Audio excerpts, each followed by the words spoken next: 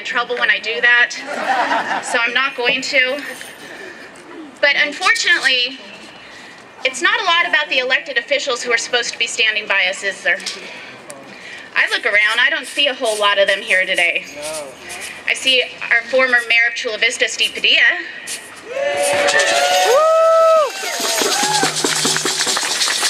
I heard there was a staff person from Assemblywoman Tony Atkins' office here, and that she is Dale. But you know, it's interesting because we're here at City Hall. Oh, sorry, Travis. I see David Alvarez's chief of staff back there. Always get myself in trouble. Juan Vargas. I'm here from Juan Vargas. And of course, somebody who's going to take our anti-big box legislation up on Wednesday in committee from the office of Senator Juan Vargas. We have a representative. You gotta like when someone speaks out, right? There's one more I'm hearing. Richard Barrera. Okay. Is Richard here? Move on. Move on, please. All right. So, what I wanted to note, of course, is that we're sitting here in the middle of the Civic Center Plaza, right under the shadows of City Hall.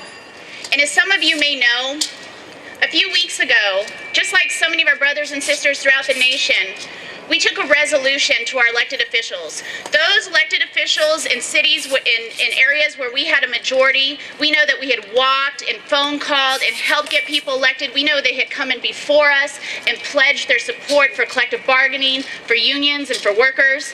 So we went to those elected officials and we asked them to do something we thought was really simple. We asked them, can you just pass a resolution in support of collective bargaining for our workers? Now we know California is not Wisconsin, it's not Ohio, thank God, it's not Tennessee.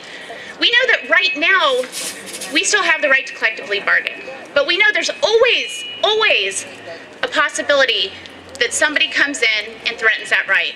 So all we wanted was for those elected officials, where we had a majority of people that supposedly supported workers, to pass a simple resolution saying they believed in collective bargaining, they believed in workers, and they stood with us.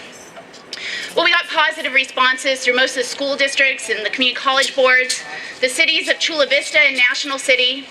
But I'm going to be really honest with you. When we took that resolution to the city of San Diego, we were told no. Last I counted, of the 8 members on the city council, 5 were supported by every one of the unions here, or most of the unions here, and another 1 was supported by at least our public safety unions. And yet, only 1 city council member, Marty Emerald, was even willing to write a memo in support of that resolution.